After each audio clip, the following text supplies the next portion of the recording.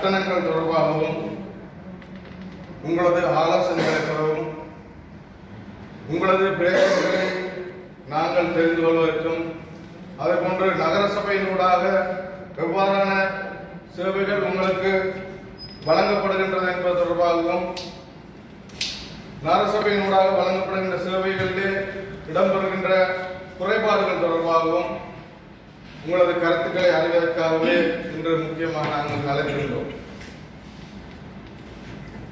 உண்மையிலேயே இந்த அலங்கரிப்போர் சங்கத்தை பற்றி நாங்கள் சொல்ல வேண்டும் என்று சொன்னால் எப்போதுமே தமிழ் தேசியத்தின் பால் நிற்கின்ற ஒரு சங்கம்.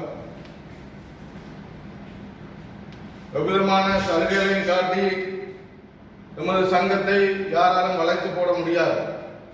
தமிழ் தேசியத்திலே உறுதியாக நிற்கின்ற ஒரு சங்கம் என்று சொன்னால் அது சிஐ அலங்கரிப்போர் சங்கம். நீண்ட காலமாக இந்த சங்கத்தின் செயல்பாடு மன்னாரிலே சிறப்பாக செயல்பட்டுக் கொண்டிருக்கிறது. ஒரு கட்டுக்கோப்பாக ஒரு தலைமைத்துவத்தின் கீழே சிறப்பாக செயல்பட்டுக் கொண்டிருக்கிற ஒரு சங்கம் என்று சொன்னால் உங்களது சங்கம்தான். எனவே பல பிரச்சனைகளை வெளியிலே உண்டு பண்ணிக் கொண்டிருக்கிறார்கள். தலைவர்களிடத்திலே நான் கடிதத்தை அனுப்பின பொழுதும் அவருக்கும் சில தெளிவின்மை இருந்தது.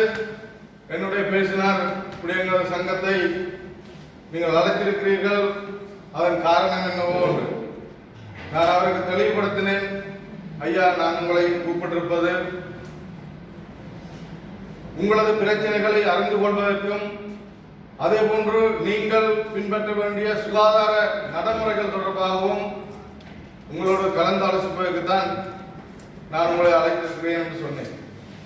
அதன் பிற்பாடு அவர் சொன்னார், பிரச்சனைகளை கண்டிப்பாக நாங்கள் உங்களை சந்திக்கத்தான் விரும்புகிறோம், நாங்கள் அனைவரும் அந்த கூட்டத்திலே சமூகம் அளிப்போம் என்று சொன்னார்.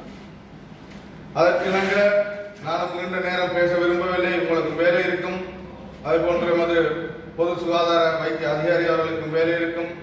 எனவே நீங்கள் பின்பற்ற வேண்டிய சுகாதார நடைமுறைகள் தொடர்பாக ஒரு சில வார்த்தைகள், அது நடைமுறைகள் தொடர்பாக பொது சுகாதார வைத்திய அதிகாரி அவர்களை ஒரு சில வார்த்தைகள் கூறுமாறு என்போடு